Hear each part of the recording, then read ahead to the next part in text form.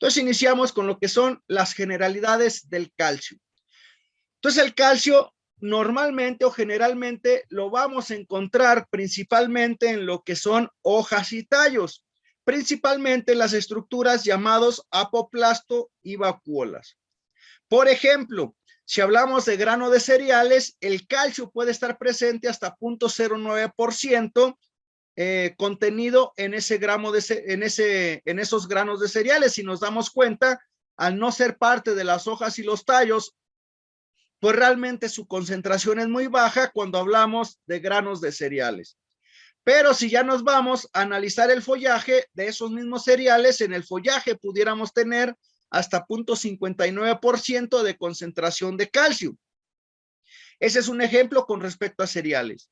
Pero ahora si analizamos lo que son las coles o la col, podemos tener desde un 4.12 hasta un 7.4% de calcio presente en esa planta o en su follaje.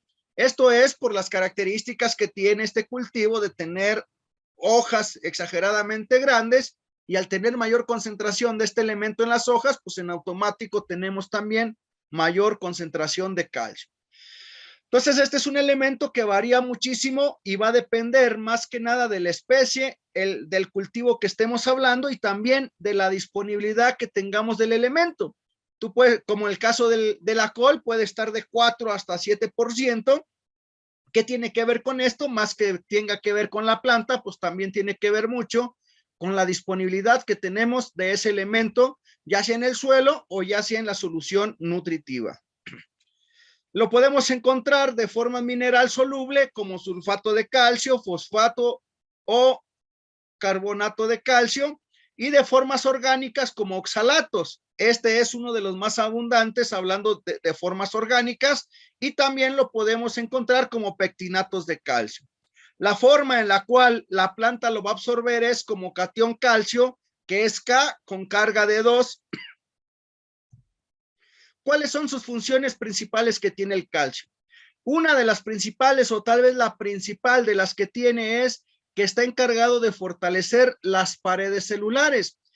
Este calcio forma parte de las estructuras de la protopectina, que este es un agente cementante para mantener las células unidas.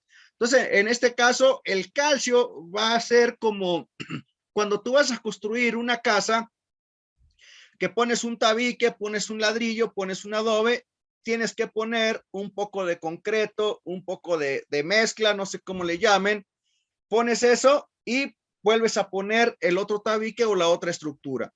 Entonces el calcio es el que va a llevar esa característica de ser el cementante, o como un cemento que va a estar pegando una célula con otra para que éstas se mantengan unidas y pues le dé la consistencia y rigidez que debe de tener nuestro cultivo. Otra de las características que tiene es que el calcio pues está dentro de lo que es el citoplasma. Y al estar dentro del citoplasma, el citoplasma es toda la parte, vamos a llamarle de forma práctica, sería toda la parte gelatinosa que está dentro de la célula, cubriendo lo que es el núcleo celular. Y dentro del citoplasma tenemos una proteína que se llama calmodulina, que está constituido por 148 aminoácidos, y de allí pues puede tener muchas reacciones para que de estos aminoácidos formar otras proteínas y que se lleve a cabo toda la síntesis de proteínas posteriormente. Pero una de las características es que esta calmodulina es la encargada de fijar o atrapar esos calcios, y por cada estructura que tenemos de esta proteína, dentro de su molécula están 4 moléculas de calcio presentes en ella. Entonces es parte del citoplasma y es parte muy importante en lo que sería la parte de síntesis de proteínas al estar dentro de este compuesto. Entonces aquí es más o menos la estructura, cada uno de ellos es un aminoácido, cada una de las bolitas, y tenemos ahí cómo se forma o cómo están unidos con lo que son las moléculas de calcio. El calcio también es un elemento que es importante para el desarrollo de las raíces. Si tú no tienes suficiente cantidad de calcio, aunque apliques mucho fósforo, la raíz no va a crecer adecuadamente, porque el calcio se requiere también para lo que es la multiplicación y crecimiento celular, además de neutralizar los hidrogeniones, o dicho de otra forma, nos sirve también la presencia de calcio para neutralizar un poco el pH y neutralizar los átomos o la concentración de hidrógeno que tenemos cerca de las raíces, lo que nos provoca que pHs sean muy bajos. Entonces, por eso es importante tener presencia de calcio, y sobre todo si estamos en pHs bajos, pues normalmente lo que utilizas es hidróxido de calcio para subir un poco el pH y que la planta se pueda desarrollar adecuadamente. Cuando estás en pHs por arriba de 6,5, 7 o arriba y todavía tienes un poco de sodio, pues normalmente lo que agregas es sulfato de calcio para de esa forma tratar de bajar un poco el pH y también que la planta se pueda desarrollar adecuadamente, pero dentro de ellos pues lleva calcio. La otra es que el calcio pues regula también lo que es la absorción de nitrógeno, va a actuar sobre la translocación de los hidratos de carbono y proteínas, también está un poco involucrado en lo que es la parte de traslocar algunos elementos, no al nivel que lo hace el potasio y el boro, pero también está involucrado en esa ruta de translocación, y neutraliza los ácidos orgánicos como el oxálico. Activa algunas enzimas como la amilasa y fosfolipasa. Tiene influencia favorable en la formación de nódulos en las leguminosas, es decir, para que se lleve una adecuada fijación de nitrógeno atmosférico por parte de las leguminosas, pues se requiere también la presencia no solo de fósforo para generar raíces, sino la presencia de calcio para estimular lo que es la formulación o que se vayan a formar nódulos donde se va a hacer la fijación de ese nitrógeno atmosférico. Y una de las características que a veces como productores nos interesa más, pues es la resistencia a plagas y enfermedades. Aquí en esta tablita les presento más o menos, a grosso modo, qué pasaría con algunas enfermedades. Tenemos el nombre del patógeno, tenemos lo que es calcio bajo o calcio alto. Esto de alto y bajo, pues va a depender del cultivo del que estemos hablando, por eso nada más lo manejamos relativamente, que va a causar o no va a causar problemas. Entonces, si nosotros tenemos calcio bajo, vamos a tener o se va a propagar mucho más rápido la enfermedad, o vamos a tener una enfermedad mucho más severa, hablando específicamente de Erwinia, Rhizoctonia, Sclerotinia, Botrytis y Fusarium, si es que tenemos bajas concentraciones de calcio. Si tú tienes calcio alto dentro de los rangos de cada cultivo, pues entonces la severidad a la cual va a presentarse cada una de estas enfermedades, pues va a ser mucho más bajo o va a ser muy baja con respecto a no tener adecuada concentración de calcio. Ahora pasamos a lo que serían los síntomas de deficiencia. Entonces, el calcio es un elemento que es poco móvil o es inmóvil dentro de la planta. Entonces, lo primero que vamos a ver es, casi en todos los síntomas de deficiencia, lo primero que vas a ver es que se para el crecimiento o reduce el crecimiento del cultivo. Eso pasa en todos los síntomas de deficiencia. Pero tienes que tener mucha experiencia con respecto a cómo va creciendo tu planta conforme va pasando el periodo de crecimiento de cada uno de ellos. En hojas jóvenes, vamos a ver primeramente como que se enroscan o se doblan las hojitas, como lo vemos en esta imagen o en esta fotografía. Y empiezan a formarse áreas amarillas entre las nervaduras, y si no se corrige esta deficiencia, si es muy severa, puede llegar a morir el punto de crecimiento y hasta ahí llegó tu plantulita o tu planta. Ya cuando tenemos plantas maduras, normalmente los márgenes de las hojas más jóvenes se van a tornar de una coloración café. El punto de crecimiento también puede llegar a morir si es que tenemos una deficiencia muy severa, y las yemas florales no se van a desarrollar adecuadamente o vas a tener aborto de flores dependiendo la cantidad de deficiencia que tengas. Y lo más característico que casi todos conocemos, pues es la deficiencia o el síntoma de deficiencia en los frutos, que es la pudrición. Más que basal sería la pudrición apical de los frutos, ya que esa es la parte que está en pleno crecimiento y es donde tenemos la mayor demanda de lo que es el elemento cuando está en su máximo crecimiento el fruto. Hay que tener cuidado porque la mayoría de las ocasiones tú ves estos síntomas de deficiencia de calcio sobre frutos y la mayoría de las redes sociales, la mayoría de los grupos de WhatsApp, lo primero que te dicen, deficiencia de calcio, incrementale calcio, ya sea en solución nutritiva o ya sea en fertirrigación. Dicen, te hace falta calcio, agrega más calcio. No es lo más recomendable. A mi experiencia, más o menos un 80% de los lugares donde se presenta esta deficiencia y me ha tocado atenderlos, al analizar su nutrición, realmente están dentro de los rangos o parámetros de este elemento. Y lo que se está manifestando es un estrés sobre la planta que está causando la deficiencia de calcio. ¿Por qué se causa la deficiencia de calcio?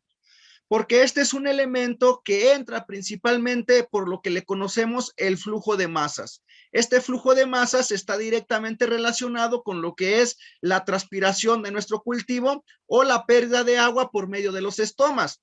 Si tú tienes condiciones adversas o que causen un estrés que provoque el cierre de estos estomas y no se dé la transpiración, en automático vas a sufrir lo que es vas a detener lo que es el flujo de masas y en automático la absorción de calcio.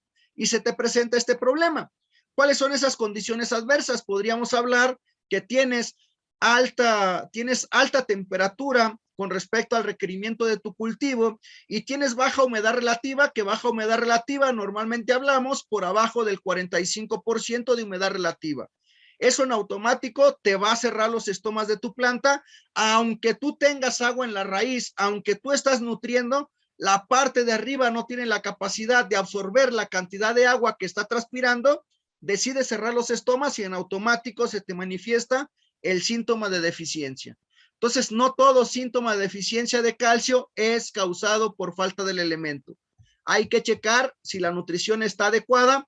Si no está adecuada, la solución nutritiva, pues se corrige la solución nutritiva. Si está adecuada, hay que buscar condiciones de estrés hídrico o condiciones de estrés por cuestión ambiental que estén provocando ese tipo de daño. Entonces, esta es la característica principal para la cuestión de frutos. Si nosotros hablamos con respecto a lo que sería en lechuga, aquí vemos diferentes síntomas donde tenemos problemas de deficiencia de calcio en lechuga. Entonces, lo mismo, puede ser problema de que tuviste allí una situación con respecto al clima o deficiencia del elemento o falta de agua. O también, por ejemplo, esta situación se nos presentó en un sistema hidropónico, se descuidó por ahí el encargado y el pH se le fue por arriba de 7. Entonces, a la hora que tuvo todo el día por arriba de 7 de pH y nunca hizo la corrección del pH en su solución nutritiva, posteriormente se nos apareció lo que era síntomas de deficiencia de calcio o empezaba a manifestarse la deficiencia de calcio indirectamente por un mal manejo del pH, no porque la solución no tuviera la concentración adecuada de calcio. Entonces también los elementos varían cómo están disponibles dependiendo el pH de nuestra solución nutritiva. Entonces, para la mayoría de los cultivos normalmente manejamos en hidroponía de 5,5 a 6,5, que es donde tenemos la mayor disponibilidad de todos los elementos. Y cuando hablamos de suelo, pues el pH debe de estar entre 6,2 a 6,8. Pero si tú tienes pHs por arriba de ese 6,8 o arriba de 7 en suelo, pues lo más recomendable es que tú mandes tu solución nutritiva o tu nutrición a pHs de 5,5 y 6,5 para que ya cuando se mezcla con el pH del suelo y los compuestos del suelo, pues estemos cercanos al 7 por abajo de 7 para que la planta pueda absorber adecuadamente los elementos. Entonces aquí vemos las quemaduras que causa por la falta de calcio y lo vamos a ver en hojas jóvenes. Si tú ves quemaduras muy parecidas a las que les muestro aquí de calcio, pero lo tienes en las hojas viejas, entonces ahí hablamos de otro tipo de síntoma. Puede ser deficiencia de potasio, puede ser exceso de sales, entonces ahí ya tendríamos que checar qué es lo que está causando el otro tipo de quemaduras. Aquí tenemos también lo que sería en la cuestión de fresa. En fresa lo vemos, está en las hojas más jóvenes y vemos que las puntas también tienen lo que es la quemadura o la necrosis sobre las hojas. Una vez que ya va creciendo lo que es los foliolos de cada una de las hojas, vamos a ver que hasta esas hojas se distorsionan o se ven como deformes porque la planta cicatriza o trata de sanar donde tuvo esa necrosis y ya no pueden extenderse o ya no puede estirarse completamente la hoja y la vamos a ver que tiene como una hoja distorsionada o una hoja deforme a la hora que ésta quiere crecer. El exceso de calcio, bueno, los síntomas son poco comunes. Si nosotros tenemos un suelo correctamente balanceado en la SIC con respecto a porcentajes de saturación o dentro de nuestra solución nutritiva, no estamos en esos excesos que les mencionaba, que más que provocarte un exceso de calcio, te provoca precipitación de compuestos al reaccionar con el fósforo y al reaccionar con el sulfato. De allí, si se llegara a presentar una deficiencia de calcio, pues estaríamos hablando que te va a inducir deficiencias de los otros cationes, de magnesio o de potasio.